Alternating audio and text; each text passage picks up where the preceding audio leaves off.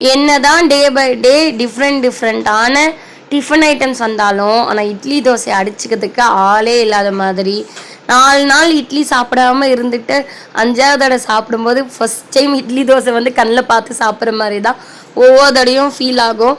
தொடர்ந்து சாப்பிட்டாலும் போர் அடிக்கும், ஆனால் சாப்பிடாம இருக்க முடியாது, வேறு வழியே இல்லை. இட்லி தோசை கூட தான் வாழ்ந்தாகணும்னு சொல்கிற மாதிரி ஒரு வாழ்க்கை வந்து நம்மளுக்கே தெரியாமல் நம்ம வாழ்ந்துட்டுருக்கோம்.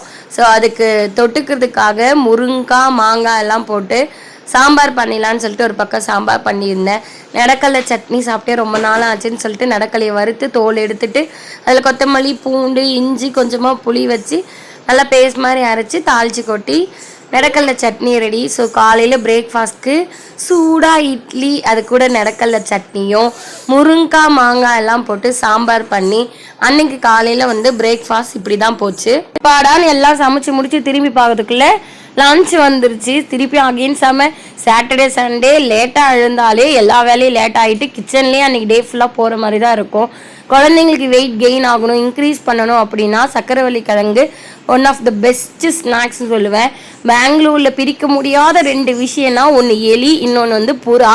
இந்த 2மே இல்லாத இடத்த நீங்கள் எங்கேயுமே பார்க்க முடியாது. ஒன்று எலி நிறையா இருக்கும், இல்லைன்னா புறா இருக்கும். ஸோ பால்கனியில் வந்து இந்த எலி தொல்லை தாங்கவே முடியலன்னு சொல்லிட்டு அன்றைக்கி டே ஃபுல்லாக இந்த நெட்டை வந்து ப்ளேஸ் பண்ணுறதுலே டைம் போயிடுச்சு. ஆஃப்டர்நூன் லஞ்சுக்கு ஒயிட் ரைஸ் நெய் உருக்கி எடுத்து வச்சுட்டு மாங்காய் முருங்கைக்காய் போட்டு சின்ன வெங்காயம் எல்லாம் போட்டு சாம்பார் பண்ணியிருந்தேன்.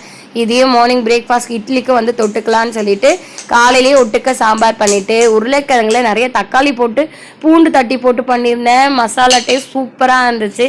அதுக்கப்புறம் ஸ்நாக்ஸுக்கு சக்கரவள்ளி கிழங்கு. உங்களுடைய வீக்கெண்ட் சாட்டர்டே சண்டே எப்படி போகுன்னு சொல்லிட்டு கமெண்ட் பாக்ஸில் கமெண்ட் பண்ணுங்கள். நெக்ஸ்ட் வீடியோவில் பார்க்கலாம்.